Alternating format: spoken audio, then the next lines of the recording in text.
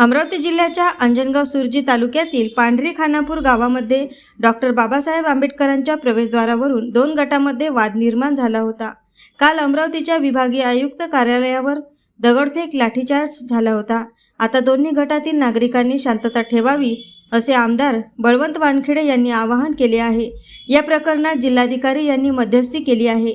जिल्हाधिकारी गावात जाऊन मीटिंग घेणार आहेत। या गेटकरिता मी सुद्धा निधी देणार असल्याची माहिती आमदार बळवंत वानखेडे यांनी दिली आहे।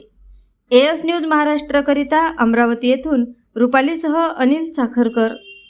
एक कालचा जो प्रकार झाला तो अतिशय दुर्दैवी आहे, असं होणं अपेक्षित नव्हतं। ते आंदोलकसुद्धा शांततेत आतापर्यंत आंदोलन त्यांनी केलं आणि त्या गेटला जो विरोध आहे तो विरोध असण्याचं कारण नाही, कारण यापूर्वी त्या अनेक लोकांनी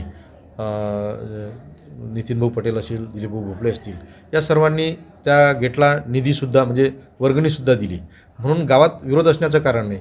परंतु कालच्या प्रकारात जे प्रकार जो झाला त्यामध्ये बाहेरच्या लोकांनी कुठंतरी राजकारण करावं, राजकारणामुळे तो प्रकार त्यांनी वाढवला आणि काल या पद्धतीची कायदा व सुव्यवस्था बिघडली। नाही, राजकीय लोक कोण असतील कोण नाही हे प्रशासन आता तपास करेलच, परंतु निश्चितच राजकारणाच्यामुळेच हे कुठलं तरी हे प्रकार वाढलं, मला असं वाटतं। तुम्ही काय आवाहन कराल लोकांना? मी लोकांना आव्हान हेच करेल की आपण शेवटी गावात राहतो, शांततेत राहणं गरजेचं आहे आणि संबंध आहेत आपले, म्हणून दोन्ही बाजूच्या लोकांनी शांततेत राहावं असं मी आवाहन करेल। कालच्या दगडफेकीनंतर गेटचा मुद्दा बाजूला असल्याची चर्चा सुरू झालेली आहे, एकंदरीत काय सांगणार आहे?